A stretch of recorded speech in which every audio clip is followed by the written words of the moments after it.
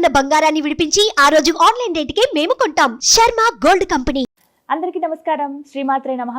దేవీ శరన్నవరాత్రుల శుభాకాంక్షలు. ప్రస్తుతం మనతో పాటు ఉన్నారు శ్రీ శ్రీ శ్రీ ఆనంద శివకామేశ్వరి సన్నిధానం పీఠాధిపతులు శ్రీ శ్రీ శివకామేశ్వరి ఆనందమయ్య అమ్మ. మాతాజీతో మాట్లాడి ఈ నవరాత్రుల్లో ఏ రోజు ఏ రకమైన అలంకారం చేయాలి అమ్మవారికి, అలాగే ఎటువంటి నైవేద్యం సమర్పించాలి, ఏ రంగు అమ్మవారికి ప్రీతి, ఎలాంటి పుష్పాలు పెట్టాలి, ఎలాంటి నామస్మరణ మనం ఆ రోజంతా చేయాలి తెలుసుకుందాం. మాతాజీతో మాట్లాడదాం. అమ్మ నమస్కారం. శ్రీమాత్రే నమః. శ్రీమాత్రే నమః. ఎలా ఉన్నారు? బాగున్నానమ్మా. దేవీ శరన్నవరాత్రుల శుభాకాంక్షలు మీకు కూడా. అమ్మ, 4వ రోజు దేవి అలంకారం ఏ విధంగా చేయాలి, అమ్మవారిని అసలు ఏ రూపంలో స్మరించుకోవాలి, పూజించుకోవాలి, అలాగే పెట్టవలసిన నైవేద్యం ఖచ్చితంగా అడుగుతారు, అలాగే ఏ రంగు ప్రీతి అమ్మవారికి, అలాగే ఎటువంటి పుష్పాలు సమర్పించాలి, ఇవన్నీ వివరించండి. తప్పకుండా తెలియజేస్తాను. యాదేవి సర్వభూతేషు లక్ష్మీరూపేణ సంస్థిత. నమస్తస్యై నమస్తస్యై నమస్తస్యై నమో నమః. శ్రీ గురుభ్యో నమః. ఈసారి ప్రత్యేకంగా వచ్చిన అవతారం కాత్యాయని. ఎందుకంటే ఒక చవితి తిథి 2 రోజులు వచ్చింది, అందుకని చెప్పి 2 రోజులు అంటే ఒక అలంకారం ఎక్కువ వస్తుంది. దానిలో భాగంగానే కాత్యాయని దేవిగా, ఎందుకంటే మనకు విజయవాడ దుర్గాలో ఏ అలంకారాలు అయితే చేస్తారో అవే మనం తీసుకుంటాం కాబట్టి కాత్యాయని దేవిగా అమ్మ పూజలు అందుకుంటుంది. ఈ కాత్యాయని అనేది చాలా చాలా విశేషం సంతానానికి, వివాహాలకి. అందుకే వివాహం కాని వారు కూడా కాత్యాయని వ్రతాలను చేస్తూ ఉంటారు. ఈ కాత్యాయని దేవి అంటే ఆవిడే.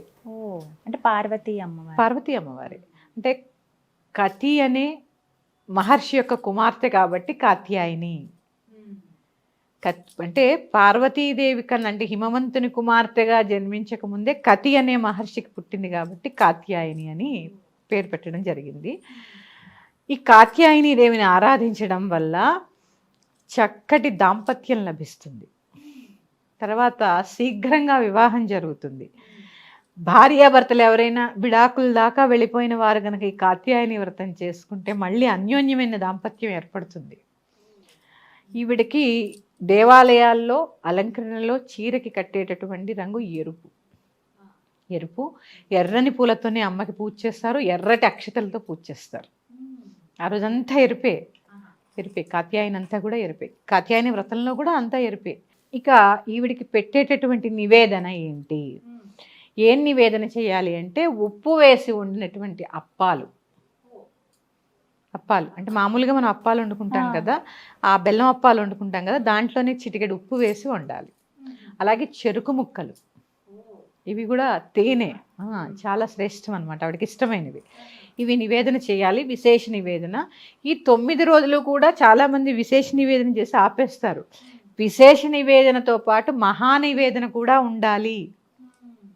ఖచ్చితంగా 2 కూరలు, అంటే 2 కూరలు అంటే సెపరేట్గా వండకుండా ఒక కూర వండుతున్నారనుకోండి, అందులోనే ఇంకో కూరగాయ ముక్క కలపండి.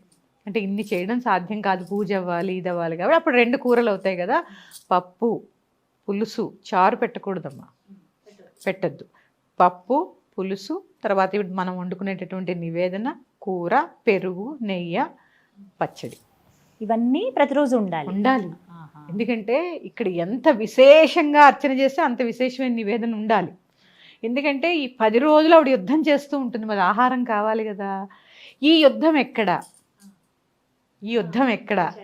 ఎక్కడ అనేది మనం మహాలక్ష్మి అవతారంలో తెలుసుకుందాం.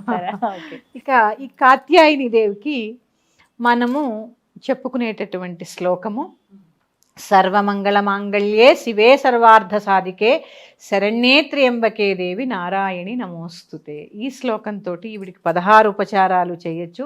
చాలామంది ఈ శ్లోకం అందరికీ వచ్చు కాబట్టి చాలా చిన్నదనుకుంటారు, కాదు, చాలా మహిమాన్వితమైన శ్లోకం ఇది. సర్వమంగళములని ప్రసాదించేటటువంటి దేవత. అలాగే ఈ కాత్యాయని దేవి పూజ వల్ల, కాత్యాయని దేవి ఆరాధన వల్ల మంగళుడు అంటే కుజదోష నివారణ జరుగుతుంది. అందుకే వివాహాలు జరగడం, దాంపత్యం బాగుండడం. కుజదోషంలో వివాహం ఒకటే కాదు, చాలా మంది వివాహం ఒకటే అనుకుంటారు. వివాహం తర్వాత చాలా గొడవలు అవుతూ ఉంటాయి వాళ్ళకి, అన్యోన్య దాంపత్యం ఉండదు, తర్వాత సంతానంలో కొద్దిగా ఇబ్బందులు ఎదుర్కొంటూ ఉంటారు. ఇలాంటి వాళ్ళందరూ కూడా ఈ కాత్యాయని దేవిని ఆరాధించడం వల్ల ఇలాంటి చికాకులు, అడ్డంకులు అన్నీ తొలగిపోతాయి. అందుకని మనం విశేషంగా ఈ సంవత్సరం రావడము, అమ్మకి ప్రత్యేకంగా పూజ చేసుకోవడం ఇదంతా కూడా ఒక రకంగా అదృష్టమే. ఎందుకంటే 10 సంవత్సరాలకు ఒకసారి వస్తుందట ఒక తిథి ఎక్కువ. అట్లా మా నాన్నగారు చెప్పారు నాకు, మన యొక్క బర్త్డే ఉంటుంది కదా, జన్మదినం ఉంటుంది కదా, మనకి తిథి హెచ్చు తగ్గులు వస్తూ ఉంటాయి కదా, 10 సంవత్సరాలకి ఒక సంవత్సరం యాడ్ అవుతూ ఉంటుందట. అంటే ఇప్పుడు మనకు 10 సంవత్సరాలు ఇంగ్లీష్ లెక్కల ప్రకారం అయితే మన తిథి ద్వయాలు లేదా అధిక మాసాలు ఇవన్నీ కలుపుకొని 11 సంవత్సరాలకి ఇంకా, అంటే 10 ఏళ్ళు అనుకో, మనకు 11 సంవత్సరాలు అనుకోండి, కాదు 12 సంవత్సరాలు 12 అలా లెక్క పెట్టుకో. అలా లెక్క పెట్టి, అంటే నాన్నగారు చెప్పారు నాకు ఒకసారి. ఇట్లా అంటే ఎక్కువ అధికంగా ఎప్పుడైనా అధికమే కదా, అధిక మాసం రావడము, అధిక మాసంలో పుట్టడం, అంటే వాళ్ళకి అన్నీ అధికంగానే ఉంటాయి.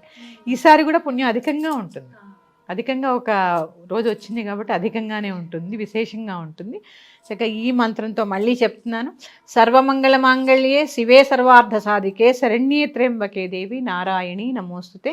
ఈ శ్లోకంతో మీకు ఎన్నిసార్లు కుదిరితే అన్నిసార్లు జపం చేయండి. ఇది చాలా విశేషం అమ్మ, సర్వ మంగళాలని ప్రసాదిస్తూ ఉంటుంది.